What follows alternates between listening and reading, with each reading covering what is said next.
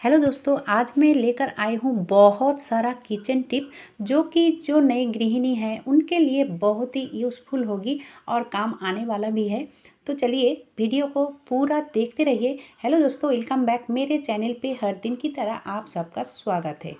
अब वीडियो को शुरू किया जाए तो पहले टिप होगी दोस्तों, ये जो छोटे छोटे डब्बे होते हैं ना, जो हम ऑनलाइन से खाना वाना मंगाते हैं, ये सब तो हम फेंक देते हैं और फेंक देना भी चाहिए, क्या करें इतने सारे डब्बे को। लेकिन दोस्तों आज इसी डब्बे का यूज़ मैं बताऊंगी जो कि बहुत ही काम आने वाला है। तो सबसे पहले जो ऊपर की ढक्कन है ना, तो उसको इस तरह से छेद बनानी पड़ेगी। तो मैंने एक सीख को गर्म कर लिया है ताकि छेद करने में आसानी हो, और जितना सारा छेद हो सके मैंने कर लिया है।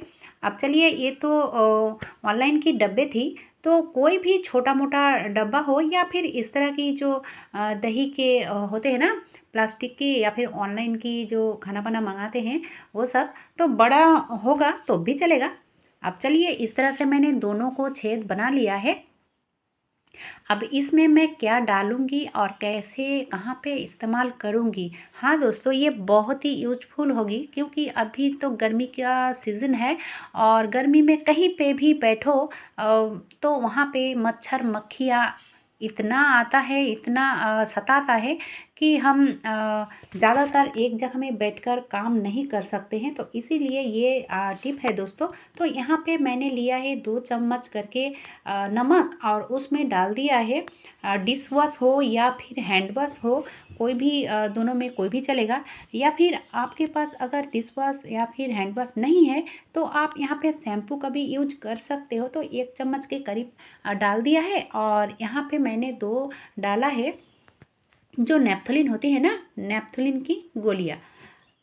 अब 2-2 करके इसमें डाल दिया है। अगर आप बड़ा कंटेनर में देना चाहते हो तो इसकी क्वांटिटी भी ज़्यादा बढ़ानी पड़ेगी। आप घंटों बैठकर काम करने के बड़े के टेबल हो या फिर बच्चों की पढ़ाई की टेबल हो, तो वहाँ पे इस तरह से रख सकते हो। जहाँ जहाँ पे आपका ज़रूरत है वहाँ वहाँ पे इस तरह से रख सकते हो, और देखोगे धीरे धीरे मक्खर मक्खियाँ भाग जाएंगी।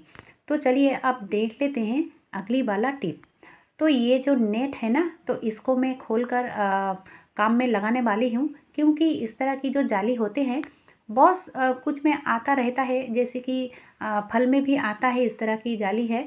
तो इसका क्या यूज है, बहुत ही बढ़िया है दोस्तों, आप देखकर चौंक जाओगे।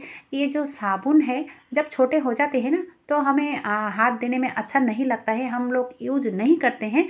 तो मैं इस तरह से एक एक करके दूसरी तरफ रख देते हैं, और जब बहुत सारा हो जाते हैं ना, तो इस तरह से आप इस तरह की जाली में हो या फिर पुरानी सॉक्स के अंदर हो, आप डाल सकते हो। डालकर देखिए आप किस तरह से इसका यूज करना है, क्योंकि इसमें जाली है, और इस तरह से हम अगर हाथ पैर को हल्के हाथों से रगड़ेंगे ना, तो हाथ की जो धूल मिट्टी है वो आसानी से निकल आएगी। और ये जो छोटे साबुन हम फेंकने वाली थी उसका भी यूज हो गया है। तो बहुत ही बढ़िया टिप है दोस्तों, आप इस तरह से कर सकते हो। अगर आप खुद से यूज नहीं करना चाहते हो तो आप कोई भी चीज़ क्लीन कर सकते हो, क्लीन करने के लिए भी बहुत ही बढ़िया है।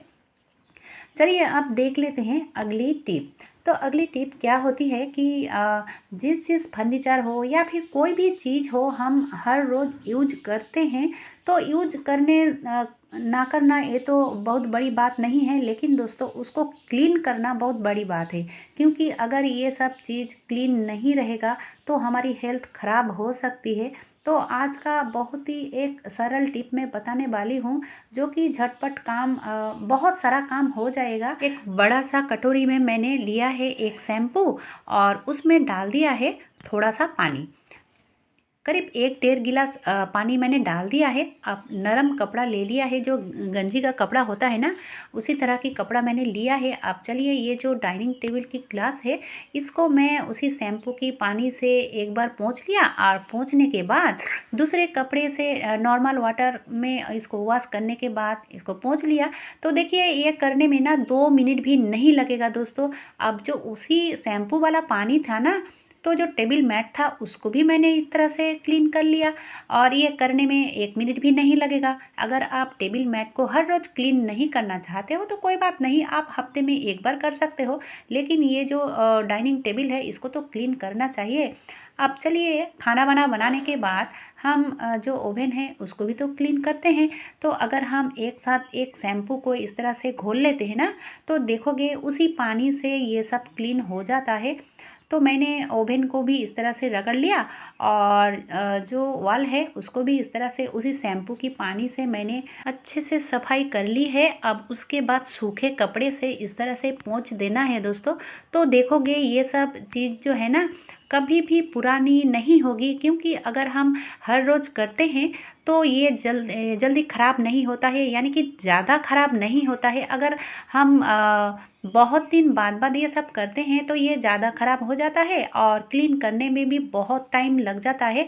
तो अगर हम 20 मिनट टाइम दें, 15 या फिर 20 मिनट टाइम देने से ही ना हर कोई चीज़ आपका एकदम से नए जैसे लगेगा दोस्तों। तो उसी शैम्पू की पानी से मैं जो दूसरी वाली टैप है वहाँ पे आ गई हूँ और उसको भी यहाँ इस तरह से उसी पानी से मैं क्लीन कर लूँगी।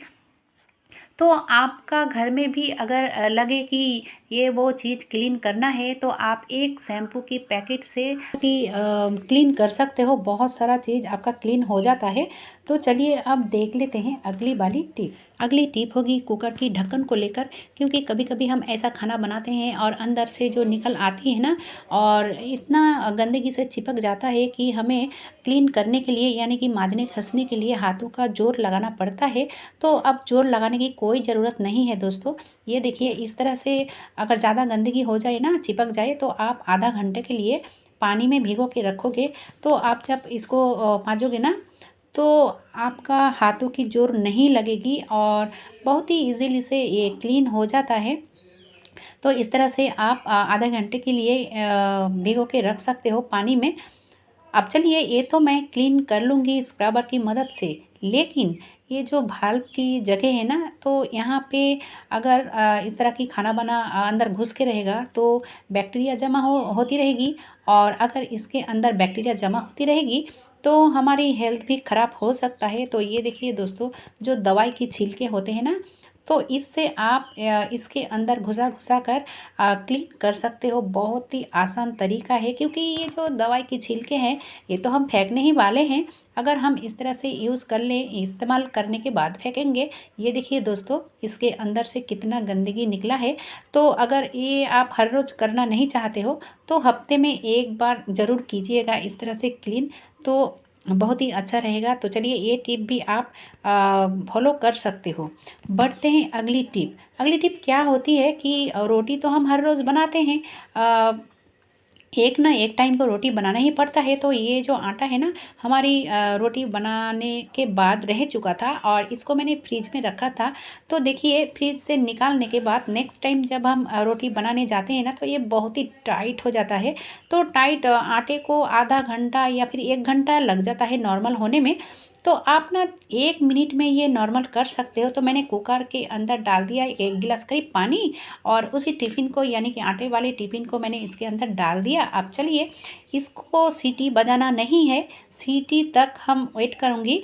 और ये देखिए 1 मिनट लगेगा इसको होने में। तो 1 मिनट हो चुका है। चलिए अब हम इसको खोल के दिखाती हूँ कि टाइट आटा कैसे 1 मिनट में ही नॉर्मल टेम्परेचर में आ जाता है, यानी कि बहुत ही सॉफ्ट बन जाता है।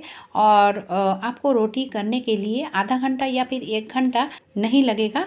तो ये देखिए दोस्तों, मैं इसको ओपन करके दिखा रही हूँ।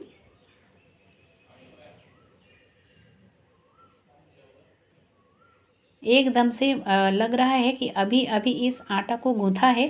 तो ऐसे आप कर सकते हो, बहुत ही आसान तरीका है और 1 मिनट में आपका आटा नॉर्मल बन जाता है। आज का वीडियो अगर अच्छा लगे तो एक लाइक ज़रूर दीजिएगा और ज़्यादा से ज़्यादा लोगों तक शेयर भी कीजिएगा। आज के लिए बस इतना ही।